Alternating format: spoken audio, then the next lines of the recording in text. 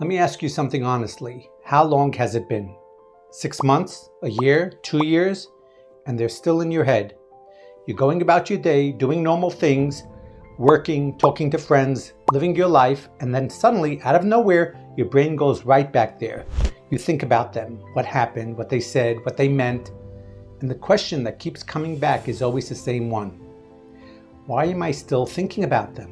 I mean, it's embarrassing sometimes, right? You think, this is ridiculous. It's been a year. Why am I still thinking about this person? Look, people say something that sounds good, but honestly isn't very helpful. They say, just move on. But if it were that easy, you would have done it already. Think about this for a second. When people are stuck thinking about someone for 6 months, a year, 2 years, it's almost never because the relationship was simply great. It's usually because something never made sense. Something in the story never closed. And when avoidants are involved, this happens all the time. Because avoidants are experts at leaving relationships unfinished. Look, let me describe something and tell me if this sounds familiar. In the beginning, things felt amazing. You talked constantly, texting all day, long conversations, inside jokes. You felt understood. You thought, wow, this person gets me.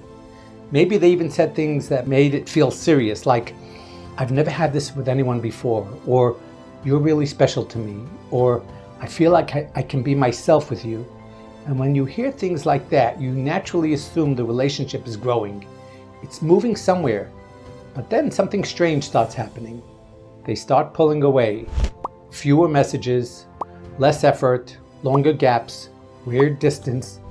And suddenly you're in this confusing space where you're thinking, did I do something wrong? Did I say too much? Did I push them away? And then sometimes they come back, a message, a comment, a breadcrumb. Just enough to make your brain think, okay, maybe we're back. But then nothing changes, and this cycle keeps happening. Connection, distance, breadcrumb, distance again. Look, if you've gone through this, you know exactly what it does to your mind. Your brain starts running a constant investigation. You replay conversations, you analyze messages, you ask yourself questions like, did they actually ever love me? Was any of it real? Why would someone say those things and then disappear? And the worst question of all, will they ever come back? Before we go deeper into this, let me say something quickly. If this video is hitting home for you, take a second and like the video, subscribe to the channel, and share it with someone who might be going through the same thing. Because people dealing with avoidance often feel like they're the only ones stuck in this mental loop, and they're not. All right, let's talk about what's really happening psychologically. Because the reason you're still thinking about your avoidant after a year or two isn't what most people think. It's not because you're weak. It's not because you can't move on. It's because your brain is trying to solve a contradiction. On one hand, you experienced real moments of connection. They were there. The conversations happened. The closeness felt real. But on the other hand, their behavior didn't match the emotional intensity that was there earlier. They pulled away. They avoided deeper conversations. They never fully explained. And your brain cannot reconcile those two things. So it keeps asking the same questions. Which one was real, the connection or the distance? And when there's no clear answer, your brain keeps the story alive, not because you want it to, but because your mind is trying to complete the narrative. Think about this for a second. Your brain hates unfinished stories. That's why when you watch a movie and it ends without an explanation, it bothers you. Your mind wants resolution, closure. But avoidant relationships often end without closure. There's no real conversation, no emotional accountability, no moment where someone says, this is what happened. So your brain keeps them alive in your head, not because they deserve that space, but because the story never got properly closed. Now, here's the difficult realization that eventually changes things. Most people who stay stuck on an avoidant for years believe something like this. If I could just understand what happened, I could move on. But the truth is usually the opposite.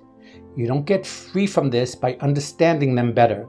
You get free when you stop expecting them to explain the story.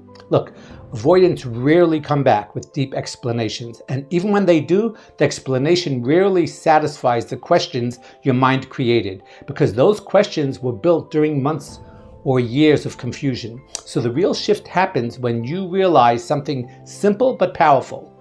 The reason the story feels unfinished is because you're still waiting for them to finish it.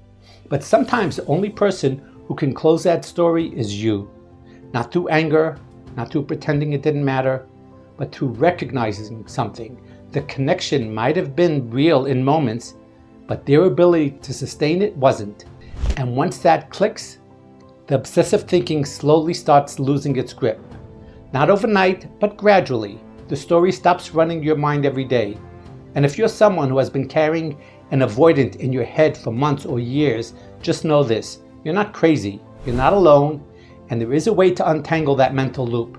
And if you ever want help working through that, really unpacking the psychology behind what happened and helping your mind finally let go of the cycle, you can book a one-on-one session with me through the link in my bio, or reach out through Pop Call for chat, voice, or video.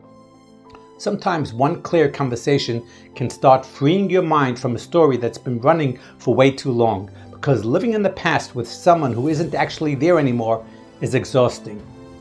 And you deserve your mind back.